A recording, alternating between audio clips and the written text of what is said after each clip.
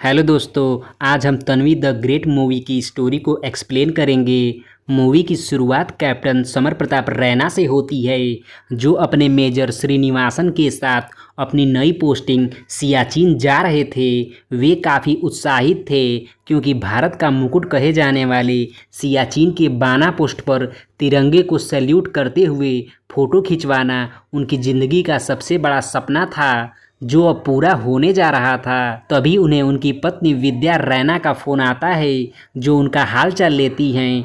वहीं हमें पता चलता है कि उनकी तन्वी नाम की एक बेटी है, जो बहुत ही अच्छा गाती है। वह सियाचिन के बाना पोस्ट पर तिरंगे के साथ अपने डैड की फ़ोटो देखने के लिए काफ़ी ज़्यादा एक्साइटेड थी। समर तन्वी को प्यार से तन्वी द ग्रेट बुलाता था।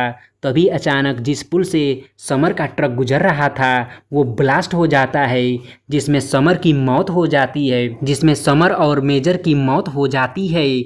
जिसके बाद सीन 15 साल बाद नई दिल्ली में तन्वी की मां डॉक्टर विद्या रैना का होता है, जो 21 साल की हो चुकी तन्वी को सुबह सुबह जगा रही होती हैं। लेकिन तन्वी तो चिड़ियों को खाना रखने के साथ अपने सारे काम करके रेडी हो चुकी थी। असल में तन्वी को ऑटिज्म नाम की बीमारी थी, जो उसे अन्य लोगों से बिल्कुल अलग करती थी। वह बच्चों की तरह व्यवहार करती थी। आगे तन्वी की मां तन्वी को उत्तराखंड के लैंसडाउन जगह पर ले जा रही थी। लैंसडाउन फौजियों की छावनी कही जाती थी, जहां तन्वी के दादू कर्नल प्रताप रैना रहते थे। एंड फिर सीन लैंसडाउन का होता है, जहां की सड़कों पर कुछ लोग गंदगी फैला रहे थे, जिन्हें कर्नल प्रताप रैना मना करती हैं, जिस पर वे कर्नल रैना के साथ मारपीट कर लेती हैं और उन्हें हल्की चोटें भी आ जाती हैं। उसी दौरान वहां तन्वी और उसकी मां आ जाती हैं, जो सब कुछ देख लेती हैं। आगे वे सभी कर्नल प्रताप रैना के घर जाती हैं, जहां तन्वी को वो घर कबाड़ जैसा लगता है और उसे अपना रूम भी पसंद नहीं आता, जिस पर वो छोटे बच्चों की तरह चिल्लाने लगती है। तन्वी का व्यवहार देखकर कर्नल रैना एकदम से हैरान हो जाती हैं, लेकिन विद्या उन्हें बहुत ही समझाती है। आगे पता चलता है कि तन्वी एक वीगन लड़की है, लेकिन उसके दादू को यह नहीं पता था, इसलिए वो उसके दादी की फेवरेट रेसिपी खीर उसके लिए बनाते हैं। लेकिन तन्वी एक भी चम्मच खीर नहीं खाती, जिस पर उसके दादू गुस्सा हो जाते हैं और खूब चिल्लाने लगती हैं और उसके संस्कारों की बातें करने लगती हैं, जिस कारण उनकी विद्या से बहस हो जाती है। अगले दिन विद्या को न्यूयॉर्क में ऑटिज्म के ट्रीटमेंट को और बेहतर बनाने के लिए जाने का ऑफर मिलता है। असल में डॉक्टर विद्या ऑटिज्म एक्सपर्ट थी और वो इसके लिए हाँ कर देती हैं। जिसके बाद तन्वी के दादू उन्हें एक सन की टीचर रजा से मिलाने ले जाते हैं, जो म्यूजिक सिखाते थे। वहां जाते ही तन्वी रजा साहब के ऊपर सवालों के तीर चलाकर उन्हें घायल कर देती है और सबके सामने यह भी बता देती है कि उसके दादू आपको सनकी कह रहे थे, जिस पर कर्नल रैना एकदम से शर्मिंदा हो जाती हैं। एंड फिर वे लोग तन्वी का वहां एडमिशन करवा देते हैं और वहां से निकल जाते हैं। रास्ते में कर्नल रैना विद्या से कहती हैं कि मैं 2 दिनों में तन्वी से परेशान हो गया हूँ, तो कैसे मैं 9 महीनों तक इसे झेलूँगा, इसलिए अभी यूएस जाने का प्लान तुम कैंसिल कर दो और जब तक तन्वी यहाँ सेटल नहीं हो जाएगी तब तक तुम यहीं रहो। जिसके बाद दोनों के बीच काफ़ी बहस होती है और फिर विद्या गुस्से में यूएस का ट्रिप कैंसिल कर देती है। अगले दिन colonel Pratap Raina army camp में ब्रिगेडियर जोशी से मिलकर तन्वी और विद्या की सारी बातें बताते हैं कि तन्वी एक एबनॉर्मल लड़की है, मैं उसे संभाल नहीं सकता, मुझे अकेले आज़ादी से रहने की आदत सी हो गई है। जिस पर जोशी उन्हें बहुत समझाते हैं और कहते हैं कि सबकी फैमिली नहीं होती, आप महान हैं जो आपकी फैमिली है, अपने साथ उनका भी ख्याल रखिए। जिसके बाद कर्नल रैना घर जाकर विद्या से माफ़ी मांगते हैं और उसे यूएस जाने की परमिशन दे देती हैं। अगले दिन विद्या यूएस के लिए निकल जाती है। जिसके बाद कर्नल रैना रनिंग के लिए जाती हैं और जब वे वापस घर लौटते हैं तो उन्हें पूरा घर फ्लावर्स और पेड़ पौधों से भरा मिलता है, जिनके पूछने पर तन्वी बताती है कि प्लांट्स हमें ऑक्सीजन देती हैं और उन्हें घर में रखने से नए नए आइडियाज आती हैं। तन्वी की बातों से कर्नल परेशान होकर उसे बिना पूछे कुछ भी करने से मना कर देती है। जिसके बाद तन्वी पूछती है कि मैं क्या खाऊं और म्यूजिक क्लास जाने के लिए कौन सा ड्रेस पहनूं, मतलब हर काम के लिए वो उनसे परमिशन मांगने लगती है। जिस पर कर्नल साहब और भी परेशान हो जाती हैं। उन्हें गुस्सा तो बहुत आता है, लेकिन फिर भी वो तन्वी की सारी डिमांड पूरी करती हैं। अगले दिन आर्मी के कैंटीन में ब्रिगेडियर जोशी की मुलाकात तन्वी और कर्नल रैना से होती है, जहां ब्रिगेडियर जोशी से मिलकर तन्वी बहुत खुश होती है। एंड फिर सीन आर्मी हेडक्वार्टर्स में हर साल की भांति इस साल भी उन शूरवीरों के परिवारों को सम्मान करने का होता है जिन्होंने देश सेवा में अपने प्राणों की आहुति दे दी। तन्वी और उसके दादू को भी वहां इनवाइट किया जाता है। आगे वहां बहुत सारे शूरवीरों के परिवार को सम्मानित किया जाता है, लेकिन तन्वी के पिता कैप्टन समर के बारे में कोई चर्चा तक नहीं होती। जिस पर तन्वी ब्रिगेडियर जोशी से बीच सभा में पूछती है कि क्या मेरे पिता शूरवीर नहीं थे और आज उनकी फैमिली को क्यों सम्मानित नहीं किया गया।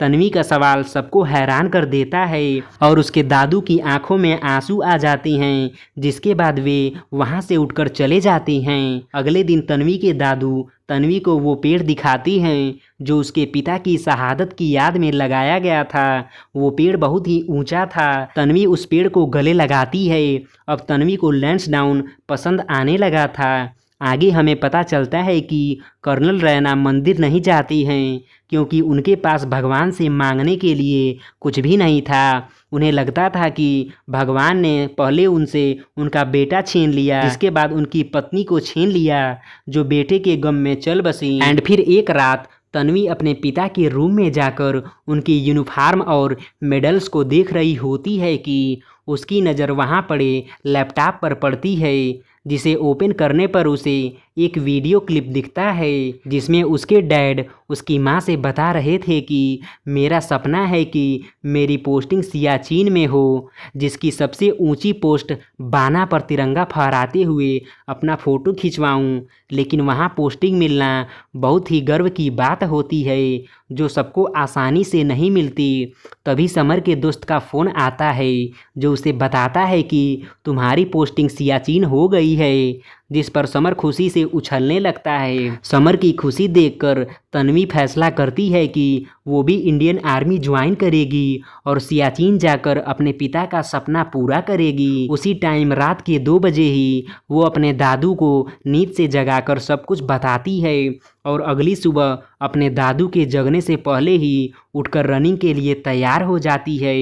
लेकिन थोड़ी सी रनिंग करने के बाद ही उसे जोरों की भूख लगती है। आगे उसके दादू ये सारी बातें उसकी माँ विद्या को बताती हैं, जो उनसे कहती है कि तन्वी ऐसे बहुत से झटके आपको देगी जिसके लिए आप तैयार रहिए, लेकिन 1-2 दिनों बाद वह सब कुछ भूल जाएगी। एंड फिर अगले दिन तन्वी म्यूजिक सीखने भी नहीं जाती। वो आर्मी की तैयारी करने की जिद करने लगती है, जिस पर उसके दादू उसे बहुत समझाते हैं कि तुम औरों से अलग हो, तुम्हें घर का चौखट तक लांघने नहीं आता, तो फिर कैसे आर्मी की ट्रेनिंग करोगी। जिसके बाद तन्वी चौखट लांघने का ढेरों प्रयास करती है और बेहोश होकर गिर जाती है।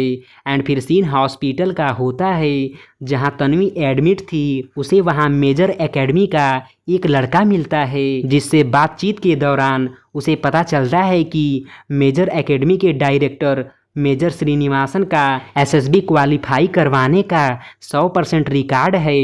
जिसके बाद अगले दिन वो मेजर एकेडमी पहुंच जाती है, जहां तन्वी की चाल ढाल बातचीत देखकर मेजर उसे ट्रेन करने से मना कर देती हैं। लेकिन जब वो बताती है कि मेरे पिता का नाम कैप्टन समर प्रताप रैना है, तो मेजर की आंखों में आंसू आ जाते हैं और वे उसे ट्रेनिंग देने के लिए तैयार हो जाती हैं। लेकिन जाते हुए तन्वी उनसे पूछती है कि क्या मेरे पिता बहादुर नहीं थे, जिस पर मेजर बताती हैं कि वह बहुत ही बहादुर थे। उन्होंने मेरी जान बचाते हुए खुद मौत को गले लगा लिया।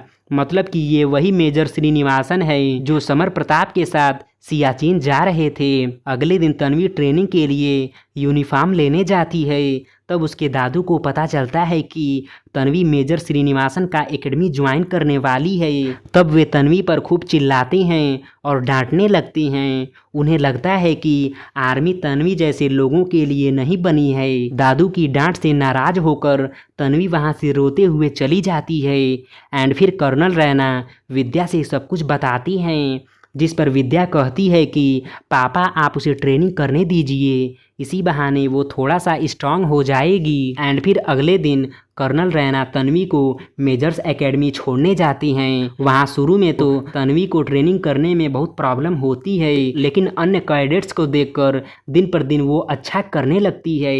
एक दिन जब तन्वी ट्रेनिंग कर रही थी तो अचानक रास्ते में राजा सर की कार का एक स्कूटी से एक्सीडेंट हो जाता है, जिसको बचाने के चक्कर में उनकी कार पहाड़ी पर लटक जाती है।